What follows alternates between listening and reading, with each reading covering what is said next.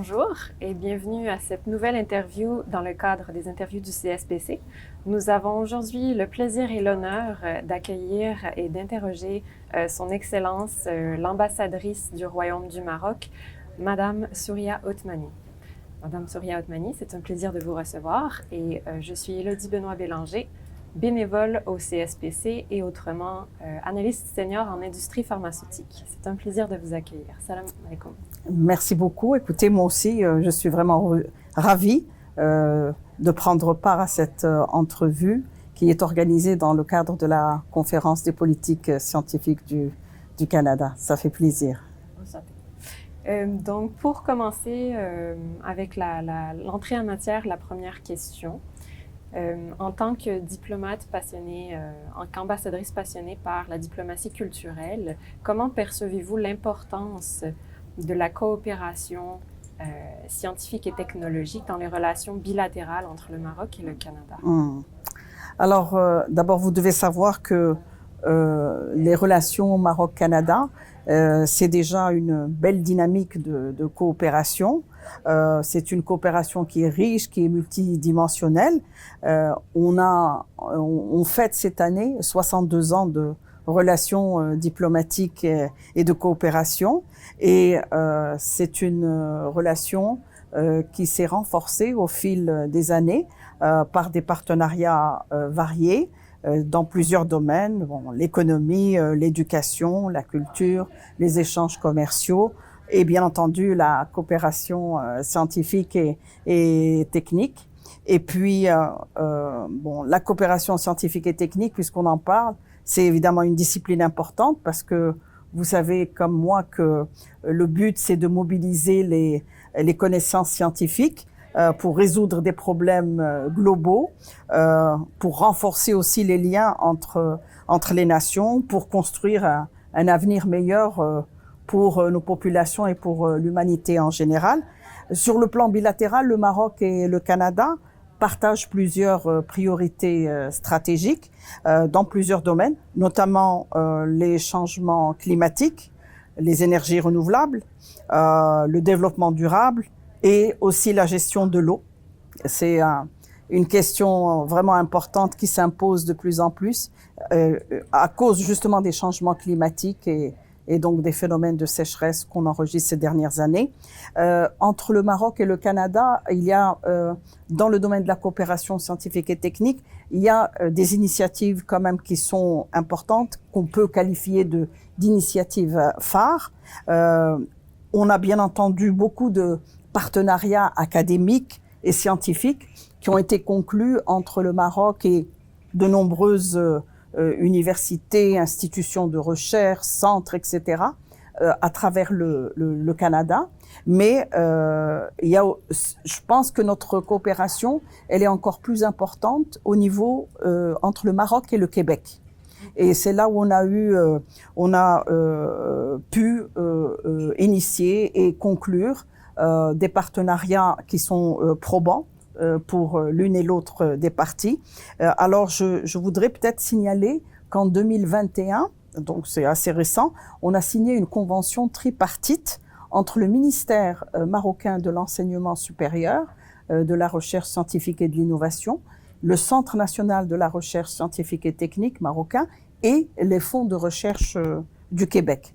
Et donc, cette convention, c'est évidemment pour renforcer d'abord le partenariat scientifique avec les fonds de recherche du Québec, mais on a voulu également stimuler la collaboration dans le domaine de la recherche entre le Maroc et le Québec, dans des domaines qui sont très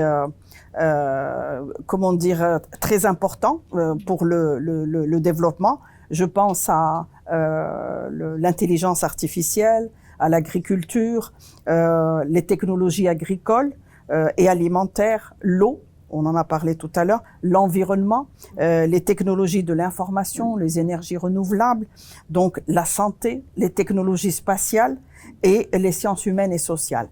Et je dois préciser que les partenariats qui sont lancés entre le Maroc et les fonds de recherche du Québec, c'est dans le cadre d'un cofinancement.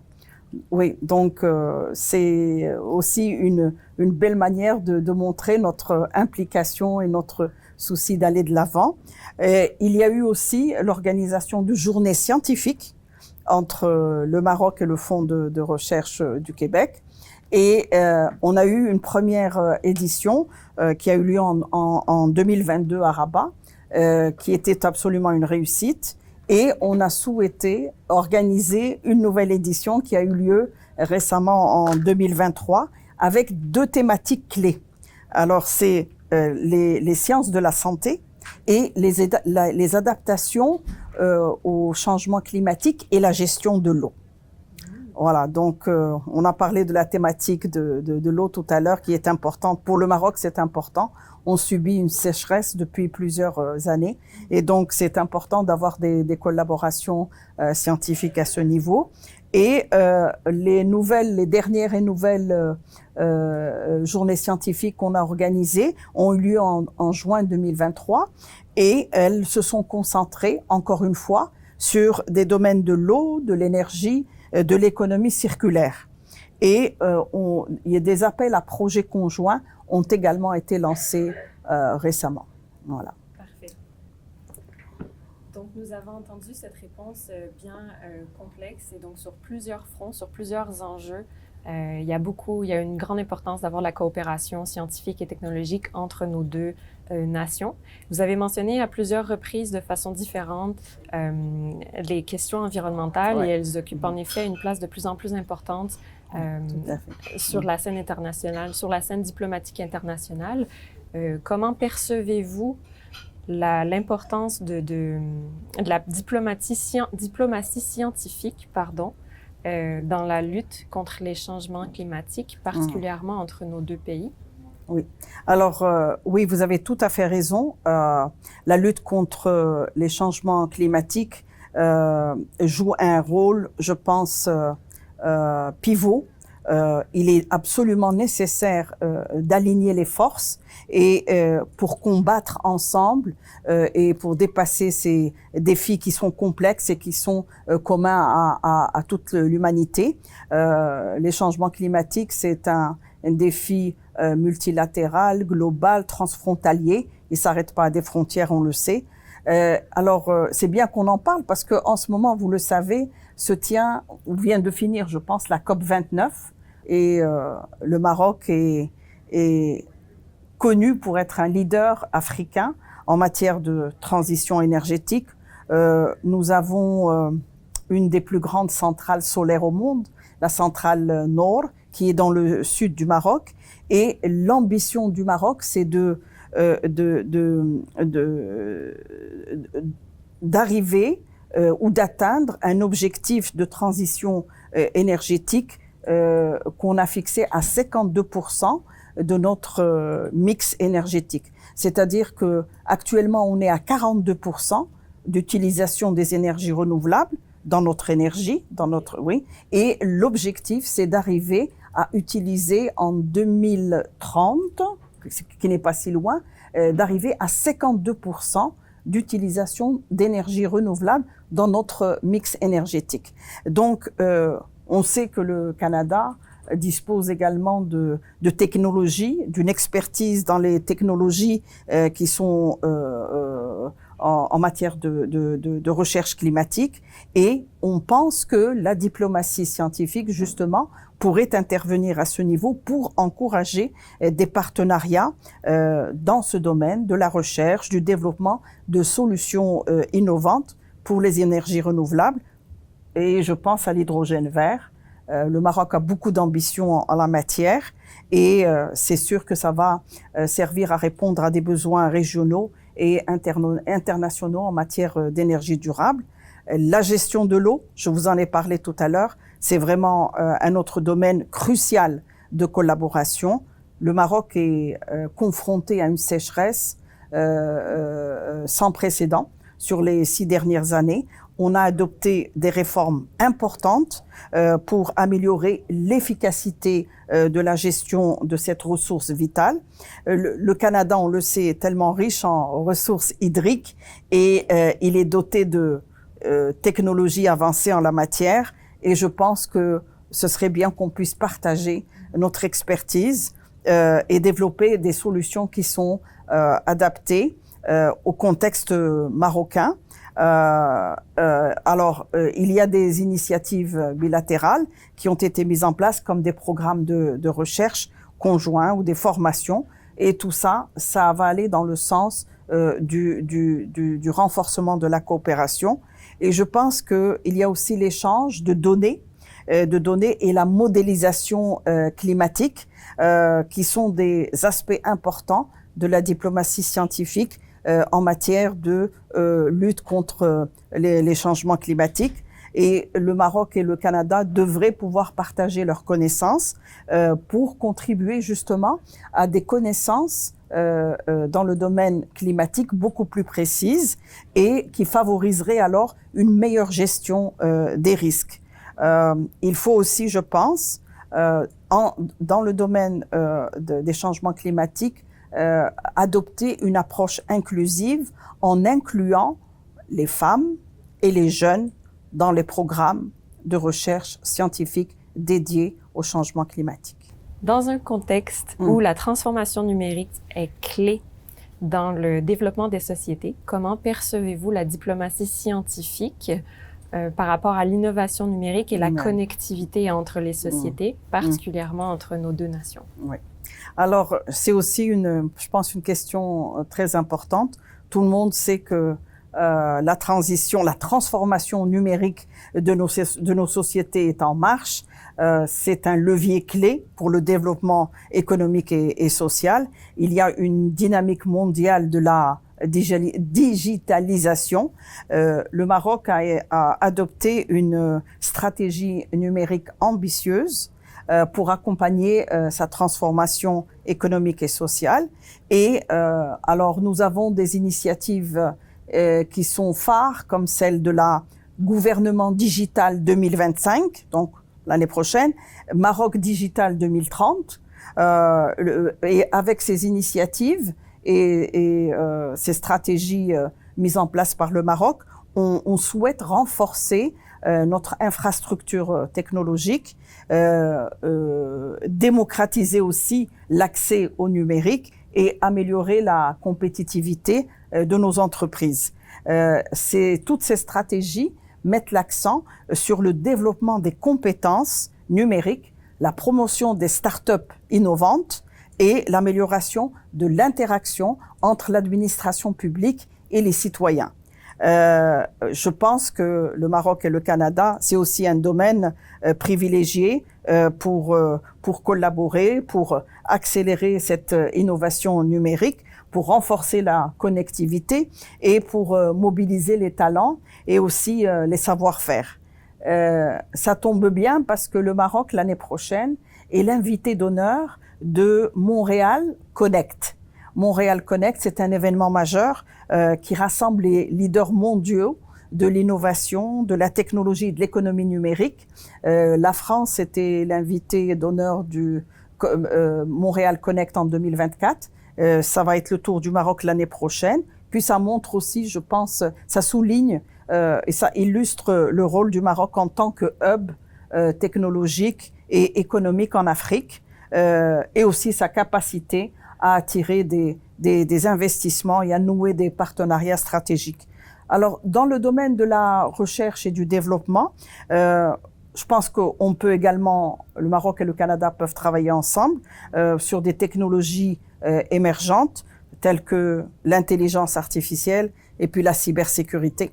Ouais. Et nous avons au Canada une forte communauté marocaine qui est bien investie dans le domaine du numérique, et je pense que on peut mettre en place des programmes conjoints dans lesquels justement ces compétences marocaines qui sont établies au Canada et qui ont des talents dans le domaine et puis des atouts dans le domaine du numérique peuvent faire bénéficier le Maroc de leur expérience et de leur expertise dans ce domaine. Il y a aussi, je pense, à des domaines de collaboration comme l'agriculture intelligente et bien entendu les énergies renouvelables dont nous avons parlé tout à l'heure. Il est essentiel d'échanger les talents et les savoir-faire.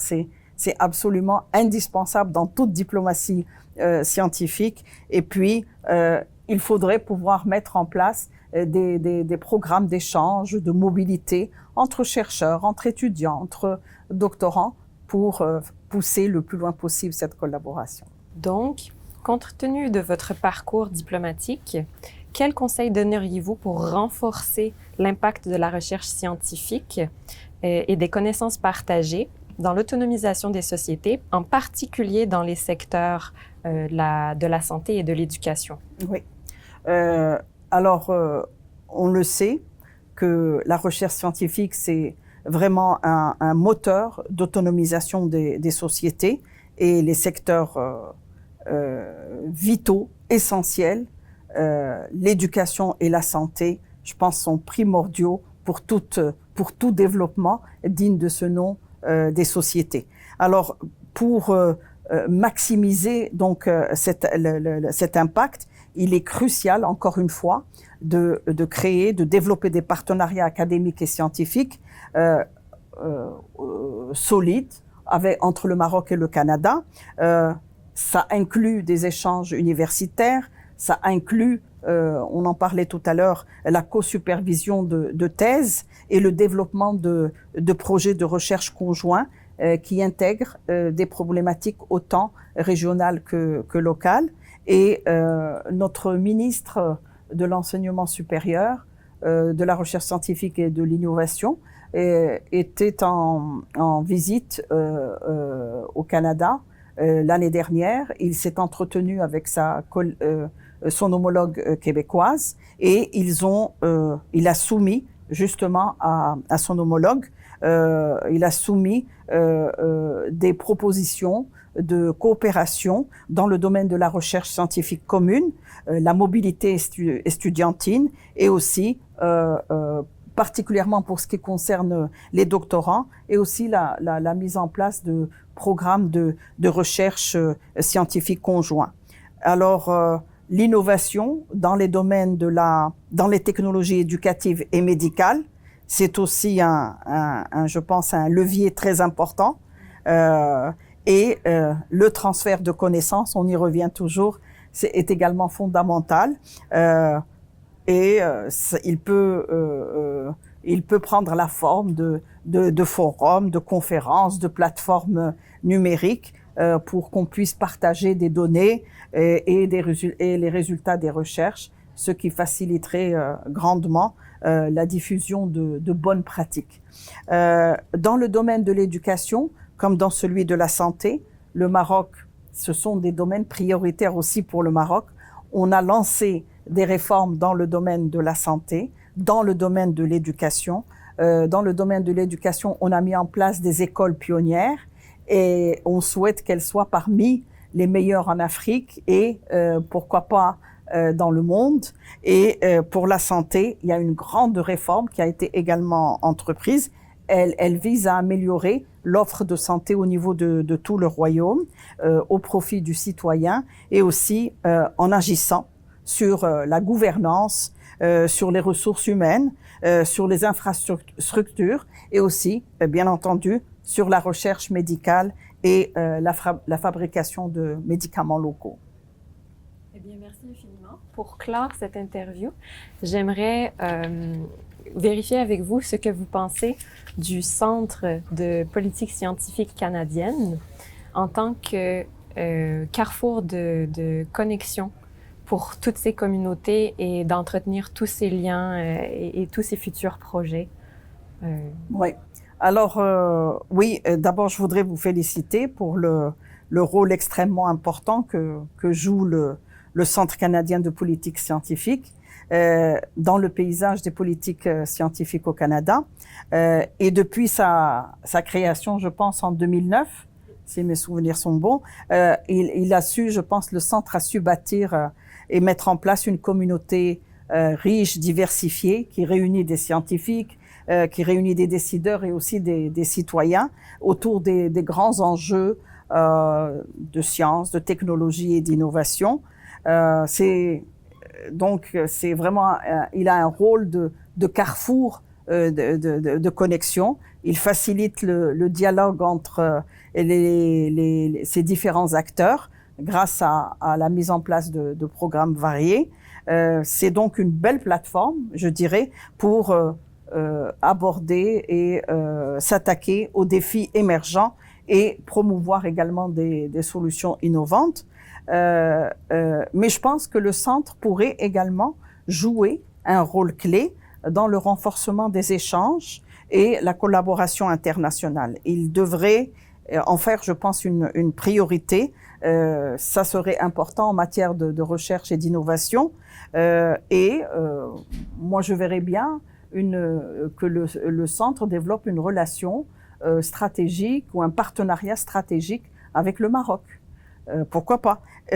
Parce que en tissant des liens avec les institutions concernées marocaines, on pourrait créer des passerelles pour partager l'expertise, pour partager les bonnes pratiques dans tous les domaines prioritaires que sont les technologies émergentes, dans le domaine de la durabilité environnementale et aussi pour tout ce qui est politique publique qui sont fondées sur des données probantes. Une telle collaboration, à mon sens, pourrait enrichir les perspectives et les solutions que nous pourrons apporter ensemble aux défis globaux. Et ça pourrait également renforcer nos relations bilatérales avec le Canada en capitalisant sur nos complémentarités scientifiques et technologiques. Certainement. Eh bien, je dois dire que ce fut un réel plaisir de pouvoir avoir une entrevue avec vous, Votre Excellence, l'ambassadrice du Royaume du Maroc. Et Merci puis, je souhaite le meilleur de tout ce qui pourra naître de cette conférence et des conférences futures pour nos deux nations. Merci beaucoup. Infiniment, ça a été un plaisir aussi. Merci.